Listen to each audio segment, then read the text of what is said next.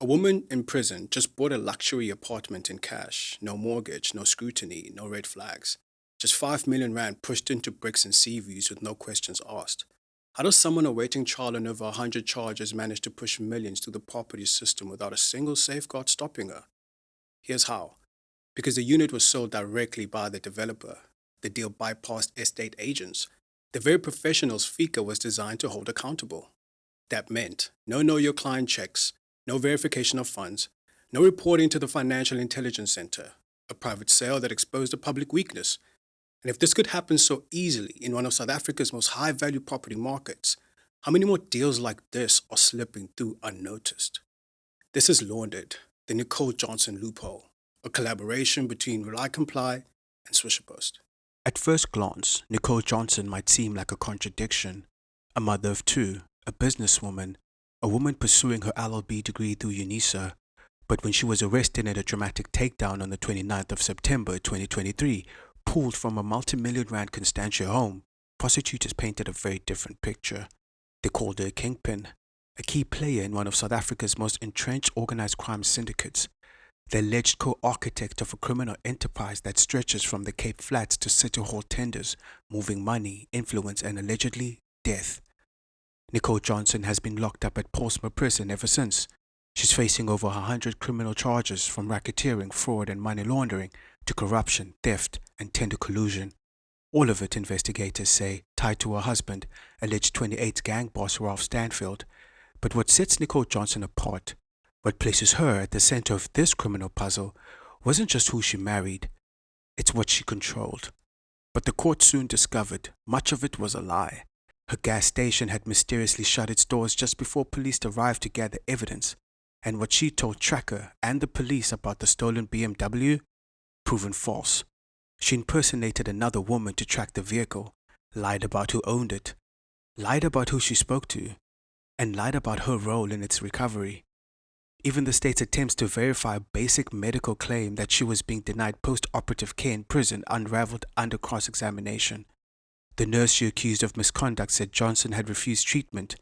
She was not just bending the truth, she was manipulating the system. In the judge's own words, Nicole Johnson unapologetically took the law into her own hands. She, the judge added, does not hesitate to lie and give false evidence if she thinks it will benefit her. And most chillingly, according to the judge, she would not hesitate to undermine the criminal justice system. But it wasn't just her attitude that raised concern, it was her reach. From her prison cell, she maintained operational control over her businesses. She gave contradictory accounts of her income. She concealed financial ties to Ayep, a company that paid her 70,000 rand a month. And as the bail hearings dragged on, she presented new facts, that her Sorbet franchises were failing, that her daughter was unwell. But even here, the court wasn't convinced. They found inconsistencies, exaggerations, contradictions, and ultimately, they found risk to the public, to witnesses, and to the system. Yet it was in the same state, awaiting trial accused of laundering criminal proceeds, that Nicole Johnson quietly orchestrated the purchase of a 5 million rand luxury apartment in Sea Point from behind the grey walls of Portsmouth Prison. No bond, no questions, just a cash deal processed, accepted, and finalized while she was behind bars. Exhibit A in the collapse of South Africa's anti-money laundering defenses isn't buried in a technical report. It's a luxury apartment on Cape Town's Atlantic seaboard.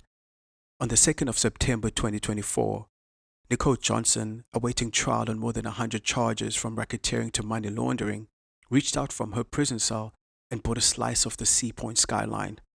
The apartment was sleek, modern, perched on the 8th floor of Blocks 82 on M development with uninterrupted views of Lions Head and Signal Hill.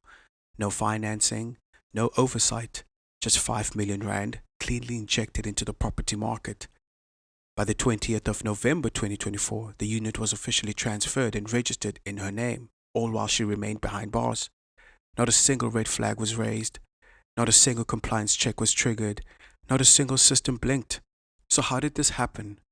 How does someone with Johnson's profile, incarcerated, denied bail, still facing charges, launder millions through South Africa's property market without meeting resistance? To answer that, we have to treat this transaction as what it is, not just a headline, but a case study. A demonstration of how every safeguard we thought existed can be sidestepped one by one. South Africa's anti-money laundering framework rests on a single piece of legislation, the Financial Intelligence Center Act, or FICA. Passed in 2001 in the wake of global concern over terror financing and financial crime, FICA created the Financial Intelligence Center, the country's financial watchdog. Its mission was clear: stop criminals from washing dirty money through South Africa's economy. At the heart of FICA is the concept of accountable institutions. These are entities and professionals legally obligated to act as the system's gatekeepers. They must verify client identity, known as KYC or Know Your Client, confirm the source of funds, assess the risk level of the transaction, report suspicious or unusual activity to the Financial Intelligence Center, and keep records for possible investigations. The list includes banks, estate agents, attorneys, insurers, casinos, Krugerrand dealers, and more. The logic was simple. By placing obligations on the key points where money flows, the state could choke off laundering opportunities. But Nicole Johnson's purchase showed something devastating. This net, built over 2 decades ago, has gaping holes. I think to start off, let's just do a very quick high-level summary of the legislative framework so we can set the tone. South Africa's anti-money laundering framework or AML framework is known as FICA, or the FICA Amendment Act. And the regulator is the FIC, the Financial Intelligence Center, who is responsible for combating money laundering and terrorist financing in South Africa. Then you have the FATF, the Financial Action Task Force, which is your global AML watchdog. They go around and they audit, inspect countries to make sure that they're doing what they're supposed to be doing from an AML perspective, but they also set what they call recommendations or standards. And then each country adopts or aligns to those standards when they craft their own jurisdictional framework. So South Africa has adopted the FATF standards or the FATF recommendations in crafting its AML framework.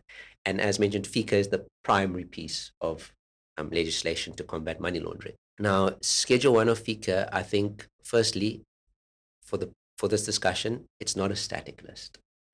It was updated in 2022, post a evaluation by the FATF on South Africa, and South Africa being grey listed, and we can discuss that again later. Mm-hmm. And it potentially will be updated again in the future. That's the first point. But I think secondly, and very importantly for the discussion today, is that Schedule 1 of FICA, the purpose is to be activity-based. It has not been drafted to simply list categories of practitioners who are caught in scope. The purpose is to define an activity and thereby create a scope around practitioners who perform that activity. So it's not just about the legal form of the entity, it's about the activities performed about the entity. And I think that's an important topic for today's discussion.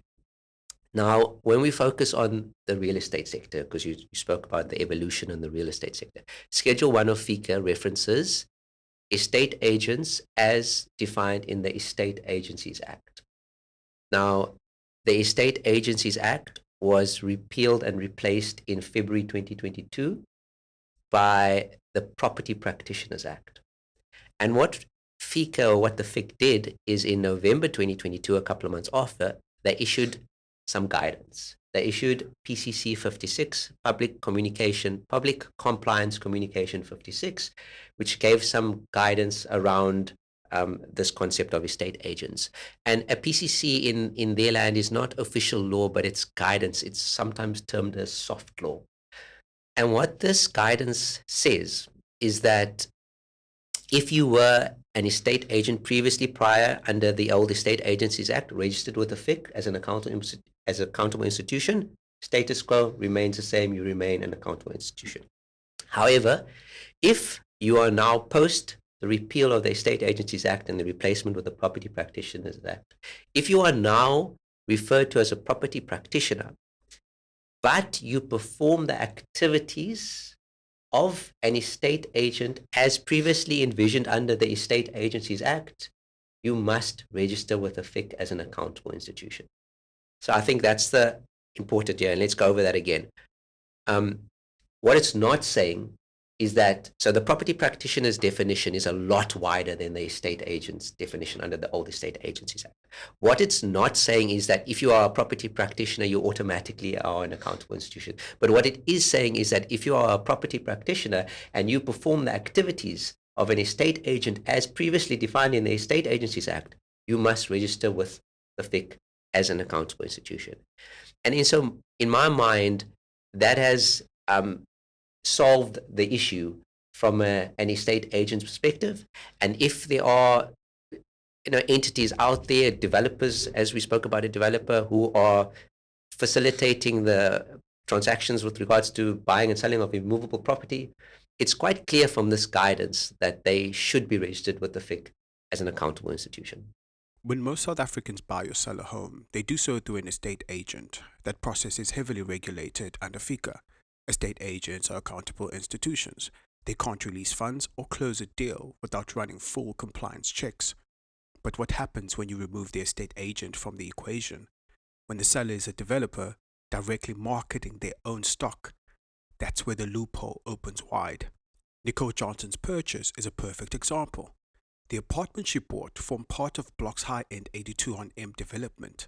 On paper, Block has two arms, UAL or Urban Apartment Living, its registered estate agency division which is an accountable institution, and Urban Living 4 Pty Ltd, a separate company created solely to build and sell units in that one development. The sale wasn't handled by UAL, it was handled by Urban Living 4, and Urban Living 4 was not registered with the Financial Intelligence Center. Legally, it didn't have to be, because under the current FICA framework, property developers are not automatically listed as accountable institutions unless they explicitly act in the role of an estate agent, which means that when they sell directly, they can bypass the compliance system entirely. That's how 5 million rand changed hands in a prison to penthouse transaction without scrutiny. Let's look at what we know about the actual transaction. The unit Johnson bought measured 77 square meters situated on the 8th floor of the 82 on M development. The total amount paid, 5,016,000 rand. The purchase was unbonded, meaning no bank financing was involved. Payment was made in full via cash transfer. The apartment was registered in Johnson's name on the 20th of November 2024 while she was still incarcerated at Paulsmoor. The seller was Block Urban Living 4, the entity responsible for the development. The conveyancers were Smith Tabata Buchanan Boys or STBB, a respected legal firm. The transaction raised no alerts. Amabungane reporters approached both Block and STBB. Their response? Client confidentiality, citing FICA secrecy provisions. They confirmed only one crucial detail. Block Urban Living 4 was not registered as an accountable institution. And so, no identity verification, no source of funds inquiry, no risk assessment. Each stakeholder could plausibly say, we weren't required. With convincing, there are a number of people that are involved in the whole process. And where you think that a conveyancer is the first person in line, it's actually estate agents. They facilitate the transactions, they see to the signing of the sale agreement, and the first person sort of to pick up where there's a cash deal is an estate agent. So naturally, as an accountable institution, as Ibrahim has said, their alarm bells should start ringing immediately. They should start the first steps of fickering, if I can put it that way, the purchases. They should ask the first questions of where do the funds come from. Second in line, conveyancers were also under that Schedule 1 definition of accountable institutions. So we bear the brunt also of having an additional duty of care as legal practitioners. So we have to do our FICA, you have to do your KYCs, you have to do a risk analysis of whoever is bringing funds into your trust account. You have to take those extra steps. So the moment you get a signed sale agreement and it's a cash deal, whether it's significant, whether it's little, ultimately there will be cash involved. So naturally, instinctively, and I think with the experience as well, those alarm bells start ringing, and they ring louder when the purchaser isn't able to account for the source of the funds adequately. So that would be one of the things that will get alarm bells going, is okay, we've got cash. You can't exactly say where this cash is coming from. So then you start digging deeper. It's your duty. It's one of those things that you have to do. Also, aside from estate agents and conveyancers, you've got cash that moves in your trust account. So there's an additional duty on banks too, because those trust accounts, yes, it'll be managed by the firm, but it goes through a bank. Our trust account is with a particular bank. So on the banks as well, there's a duty there as an accountable institution to perform their due diligence. If you're going to have a large deposit coming in, for instance, I don't receive it in cold hard cash. It goes through a banking institution. So there's an additional duty there. So there's a whole line of people, so to say, that are involved in the transfer process who have the duty to ensure that we are FICRing adequately and we're following what the FICA Act requires of us. You see, this isn't just about one apartment. It's about how the world views South Africa's financial system. In February 2023, South Africa was placed on the FAFT grey list, a public signal that our laws and enforcement are insufficient to combat money laundering and terror financing. Grey listing has consequences: more intense scrutiny of cross-border payments, lower investor confidence, and higher transaction costs with foreign banks. National Treasury pledged to fix deficiencies and get South Africa off the grey list by 2025. But cases like Nicole Johnson's make that task harder. Because when an incarcerated, high-profile accused can inject 5 million rand into the property sector without scrutiny, the global message is clear: South Africa still isn't watching the money. We spoke about South Africa being grey listed in 2023 by the FATF, and they found one or two slight loopholes in our legal system, which we've updated. But the biggest concern was effectiveness, meaning there was no enforcement action. We had state capture, we had all of that nonsense happen in South Africa, and not one single prosecution. So the FATF was telling us, your problem is effectiveness. Your legal framework is there and thereabouts, and we've now updated it. But your problem is that there's no prosecutions for money laundering. And really, the questions around enforcement have to be asked. Here's where it gets more complicated. In February 2022, the Estate Agencies Affairs Act was replaced by the Property Practitioners Act, or PPA. The new law expanded who counts as a property practitioner, including developers selling their own stock. On paper, that should close the gap. In practice, it hasn't. Because FICA hasn't been updated to align with the PPA, that means developers only fall under AML obligations if they self-identify as acting in an agency role. If they don't, they can sidestep registration entirely. And here's the kicker: the Financial Intelligence Center's Registry of Accountable Institutions isn't public. So even if you want to check whether a company is registered, you can't. Journalists can't. The public can't. Transparency simply doesn't exist. Now, when we go back to our discussion on Section 29 of FICA, suspicious activity reporting, we would actually, as the public, never know if a suspicious transaction or a suspicious activity report was filed. The FIC Act protects the individual making the report. So you can never be criminally, civilly, or from a disciplinary perspective, anything brought against you. It's actually a criminal offense to disclose the information in a suspicious transaction report or a suspicious activity report under the FIC Act. Can be liable to imprisonment or a huge fine up to 100 million. So the FIC Act protects you, and it's known as tipping off. So if you file a suspicious activity report or a suspicious transaction report with the FIC, you actually have to complete that transaction. Because if you don't complete that transaction, you're tipping off the individual on the other end that, I'm sorry, I'm reporting you, I'm not going to do your transaction. So now they know they're in trouble. So you actually have to complete that transaction unless the FIC come back to you immediately and say, stop, don't proceed any further. Because to avoid tipping off, you complete that transaction and you'll be protected under FIC. So we would never know in the public as a third party whether an SAR, a suspicious activity report, or an STR, a suspicious transaction report, has been filed, unless it's made its way to the MPA or public prosecution, and then everybody's aware of what's happening. So it's very difficult to say whether no red flags were raised. But back to our point is that BROC, whether they were registered as an accountable institution or not, would need to have raised that suspicious activity report. And if they were an accountable institution, they have a whole host of other reporting requirements like the cash reporting requirements that we mentioned. But in the public domain, we wouldn't know unless this turns into a public case, and goes back to my point about we need to start asking questions on enforcement. So this now has made it into the public domain.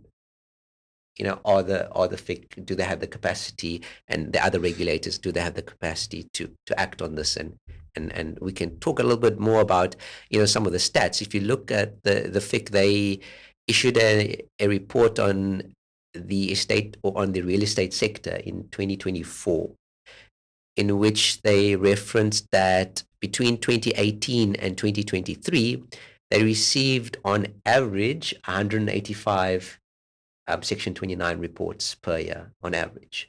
So how many of those 185s are being prosecuted, or there's enforcement action happening, or institutions being fined? And that's only the ones that are being reported. There obviously are a whole host of others which are potentially not being reported. So again, my question here is enforcement. This leaves us with a paradox.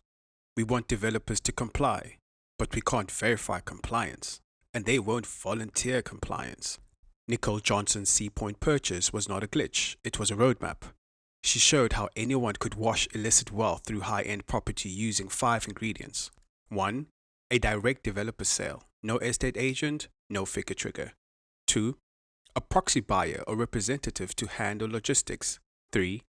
A non-bonded deal, meaning no bank KYC, no mortgage oversight. 4. Fragmented responsibility so each stakeholder can claim it wasn't their job. And 5. An outdated legal framework that rewards opacity. It's a process repeatable by anyone with the means, and that's what makes this so dangerous. If you don't, I think, have the systems in place that force developers who sell their units, we're looking at people who've got the onus on themselves. They aren't necessarily forced to, So what can we do, or what legal provisions can we have to ensure that a developer who's performing estate agent-based activities becomes a registered, accountable institution? Enforcement. I think it always boils down to enforcement, because if it isn't explicitly expressed, a lot of people will always find a gray area, or a lot of people will always find a loophole. A lot of people will always exempt themselves from the responsibilities that the FICA Act has because, well, I'm not an accountable institution. And I think a lot of times as well with developers, you'll always find that they've got estate agencies that they work with. You may not necessarily then be able to say that the developer themselves is selling the units directly, but you'll always have an affiliated estate agency that's there. So automatically that responsibility that the FICA Act comes with will fall on the estate agency. And you can sort of have something to hide behind, if I can put it that way, as a developer, because, well, we've got an affiliated estate agency. They are regarded as accountable institutions. And I'm throwing the word loosely now because, in essence, a developer that sells should be an accountable institution. They're performing estate agency activities. So there's, again, a lot of legal framework, not enough enforcement. You shouldn't be able to choose if you will be registering with the FIC as an accountable institution. There should be something in place to mandate you to do it. There should be systems in place to ensure that, functional ones, by the way, to make sure that developers who perform those activities automatically are regarded as that, or a way to automatically register them with the FIC so that there isn't the veil of affiliated estate agents to hide behind, or there isn't a gray area behind a definition in the schedule of the FICA to hide behind. When the apartment Johnson purchased was registered, she was just over a year into her incarceration, still facing more than 100 charges, still without bail, still controlling business assets from behind bars. And yet, this transaction, perfectly legal, allowed her to convert millions into bricks, views, and capital gain, without challenge, without scrutiny, and without resistance. By the time headlines broke, the money was long gone. The system hadn't stopped it. It hadn't even noticed. This wasn't a future risk. It already happened. A prison-bound buyer, a multi-million rand cash deal, and not a single safeguard triggered.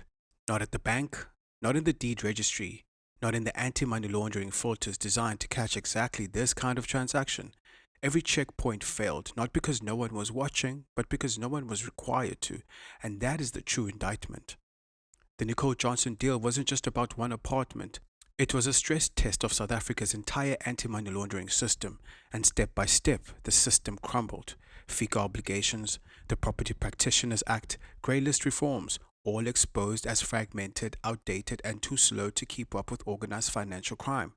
And what followed? Silence. No intervention from the Financial Intelligence Center, no inquiry from the Property Practitioners Regulatory Authority, no criminal consequence. Because in the eyes of the law, nothing illegal had happened, and that's precisely the problem. Nicole Johnson is hardly an inconspicuous person. You know, you don't need advanced systems or anything to do a Google search. This was willful criminality. And you can't, it's very difficult to regulate your way out of someone that knowingly wants to do business with a criminal. So potentially there were pitfalls in the exact definitions, and there's a bit of legal finagling that can happen. But a person made a decision to take money that they knew is the proceeds of drug trading and murder. And they did that with full knowledge, and they were okay with that. So I think there's sort of a more principled problem there first, before you get to how the regulations or systems have weaknesses. It is also quite difficult because in this case, and obviously, I mean, I don't have sort of intimate knowledge of the exact details. While the bank probably or possibly should have been detecting this, this is a large property developer where there are lots of large cash transfers that are going to happen. It is very normal course of business for the seller of the property. Where did potentially you claim that the funds came from? Nicole Johnson is director of various construction companies, which are all sort of construction mafia related. Is that plausible as one step, that the money comes from construction services or whatever the cover story was? I mean, it's not, because you can just do a Google search and very easily find out. You already know that you are dealing with someone that is very dodgy. But this is also, I mean, this is Sea Point. If you go across the road, half the road's owned by the late Mark Liffman. And you can just check the deeds registers on that. So, yeah, there's more of a social problem than a regulatory problem here. In a functional system, this deal would have raised multiple alarms: an unbonded 5 million rand cash injection into real estate, a buyer behind bars facing more than 100 charges, funds with no verified source, a developer sale outside the accountable institution net. Anywhere else, these would be red flags, but here they passed unchecked. South Africa's compliance infrastructure is still built around manual reporting and reactive enforcement. The very gaps Johnson exploited are the same ones criminals rely on daily. When we look at things like the FICA Act, our general AML framework, this was initially conceived of for banks.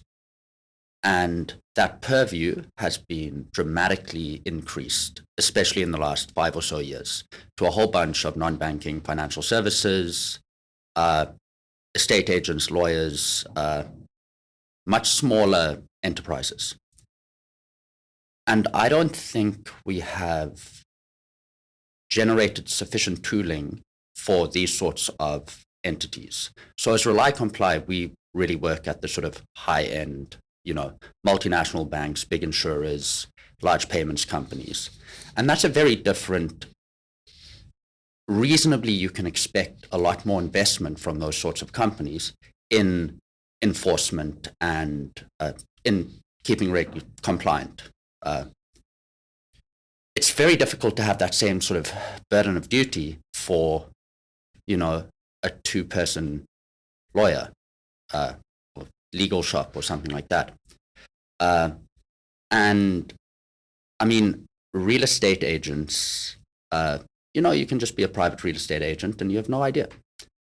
In the case of something like this, where you have a large developer, definitely I think it is a reasonable expectation that they can have some systems in place. So in terms of what should have happened, firstly, a large cash transaction, just always go look at that. As simple as on the developer's side, who is the actual ultimate beneficial owner of this? If it was done in a private capacity, maybe it was just directly Nicole, but it most likely was a company that bought this. Who's actually behind that company? So that is definitely something that you have to do these days, and there's a lot more pressure on it to figure out who are the warm-bodied individuals that are ultimately behind this. Now, that's quite difficult because while things like directorships in South Africa are registered with the CIPC, actual shareholding is right now not. Now, there's been a big move to force people to register who the ultimate beneficial owners, the shareholders of companies are, but that's not easily publicly available still. There's moves by the CIPC to start to release this, but right now only law enforcement and large banks have access to that. It's very difficult, but they're moving in the right direction. Once you add in more complex structures like trusts, it becomes much more of a nightmare because those are registered with the master's office at a provincial level, which is very spotty on how good and accessible that data is. So there's still a lot of ability to hide things in shell company after shell company after shell company. But in this case, I don't think there was any sort of complex structuring behind this. Someone could have just done a Google search and decided not to do business with a criminal. Who was in prison at the time of this transaction? It's bizarre. At the bank's level, this would have actually been quite difficult. So certainly, the money came from a bank account, and that money got there through very dodgy means, and that should have been picked up. And once again, this is a well-known person in the public media. The companies related to her are well-known. This is all public record. Coming back to previous conversations, where was the enforcement on this? And it's difficult because ultimately law enforcement is the remit of the state. You can't have private companies really doing law enforcement. You can help. A lot of our AML legislation in a way is deputizing the financial services industry to do quasi-law enforcement related activities. But you get into a very dangerous place where you start trying to substitute the rights of the state in terms of law enforcement. The failure was not just legislative, it was data-driven. Each player, developer, conveyancer, attorney, operated in a silo. Without a shared compliance layer, no one connected the dots. What's missing is an intelligent-led ecosystem, cross-referencing buyer profiles against adverse media and incarceration status, risk sourcing unusual transactions automatically, flagging direct developer sales as higher risk pathways, and sharing alerts across institutions before deals are finalized. This isn't hypothetical, it's how modern AML works globally. Criminals get to use 21st century technology. They are highly vertically integrated, well-networked, very motivated, and well-funded. And we have a smattering of very centralized enforcement institutions, thinking here particularly, and look, these people work hard. It's not an easy job, but You take something like IDAC, the Inspectorate Investigation Department Against Corruption, part of the NPA. It's like 120 people. That's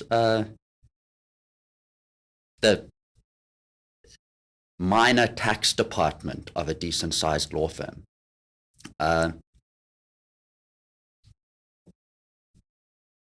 Yeah, it's trying to sort of build a citadel against the tide. It's not going to work. So where I think on what does sort of a modern enforcement architecture look like? One is we've got to start thinking about technology providers in society as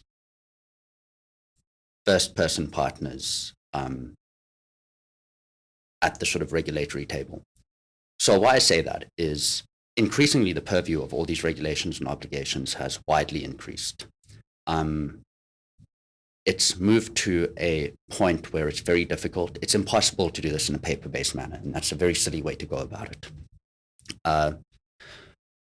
With these widening obligations, and there's good things behind this. We have a much more diverse set of financial services providers these days that can provide much more tailored, inclusive products, and that's great, unequivocally good.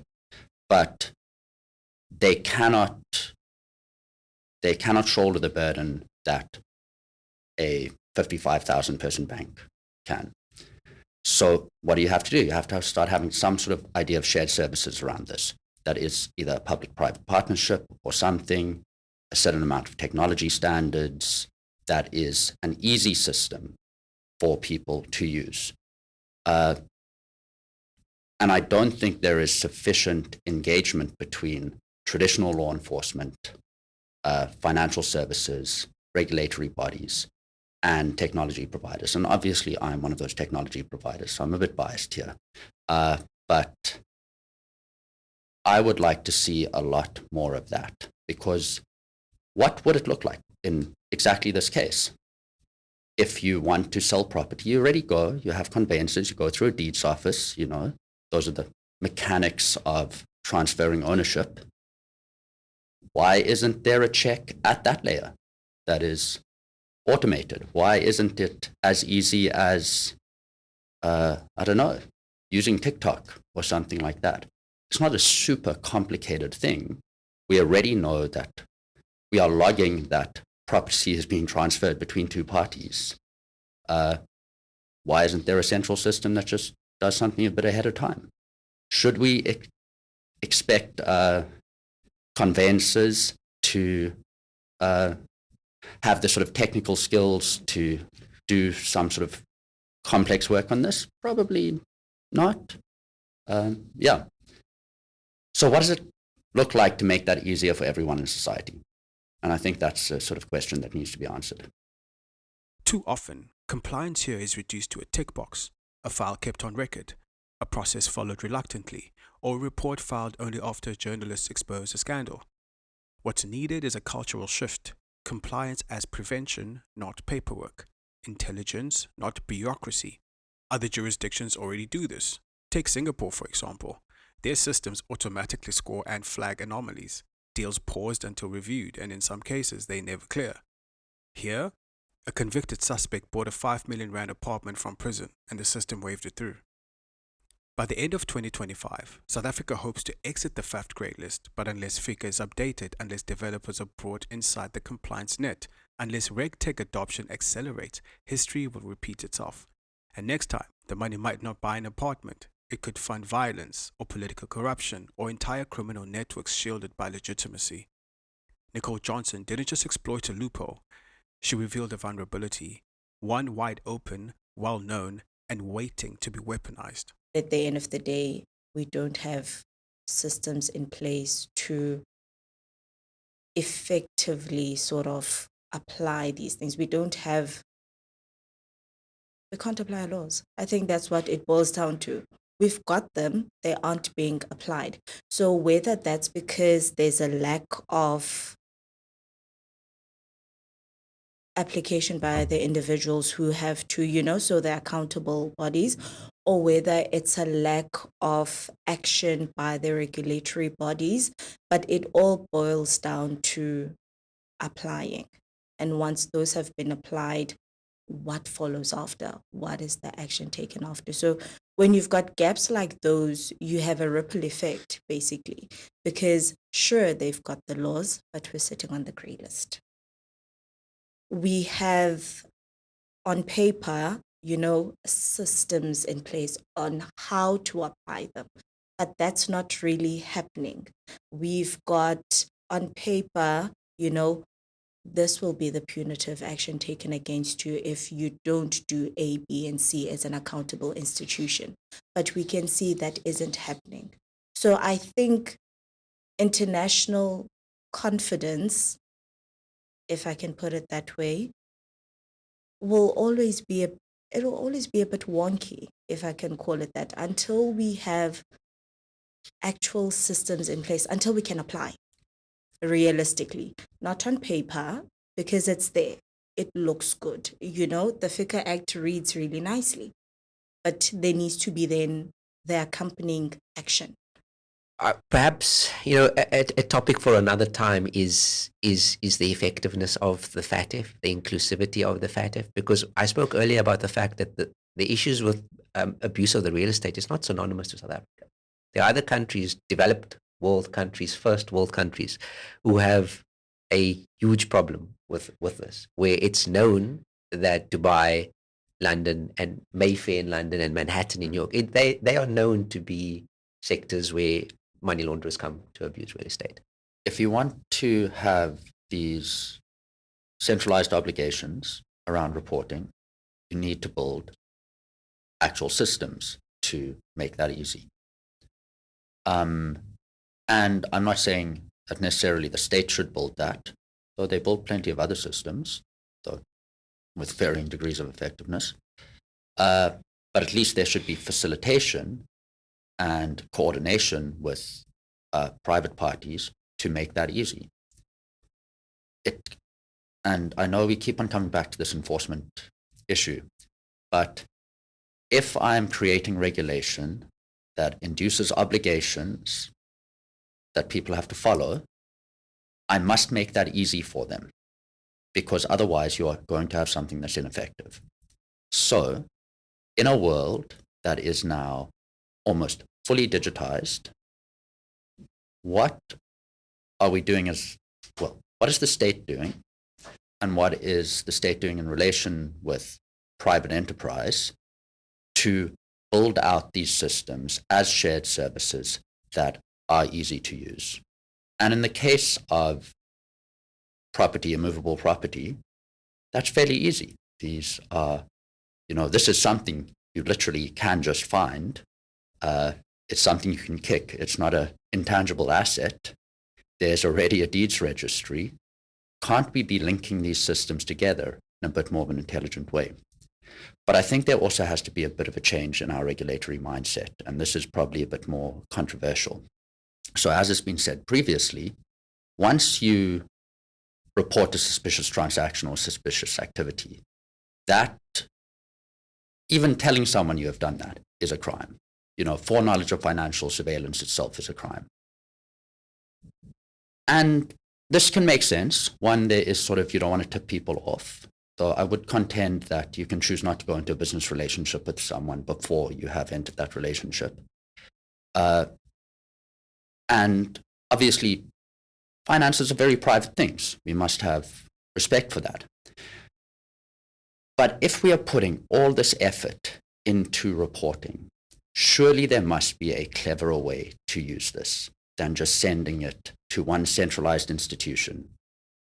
And what could that look like? Is there a privacy-preserving way to share information directly peer-to-peer between different financial institutions or other accountable institutions? I think, in 2025, we probably could figure something like that out. Are there risks there? How do we as a society balance our desire for privacy and the desire for financial investigations to be highly targeted, which is what the parliamentary oversight of this suggests, with the need that we are not working against people that play by the rules that are worried about this. I mean, they are inherently criminals. And that seems like a big mismatch. And we can see our current system is not working. There would be prosecutions otherwise. That is the proof in the pudding. And we are spending, as society, a huge amount of money on trying to match these regulations, but are they actually fit for purpose? I would just contend we need to radically rethink the balances that we have made between privacy and public good. Nicole Johnson didn't have to outsmart the system. She simply had to move faster than it. She didn't need influence. She didn't need access. She didn't even need freedom. The fight against financial crime doesn't start in court. It starts with awareness, with regulation that's active, with institutions willing to ask uncomfortable questions before the money clears, and with tools designed not to react to crime, but to detect it at source. At Rely Comply, that's the work, and that's the conversation we're here to lead. We'll see you in the next episode where crime meets compliance.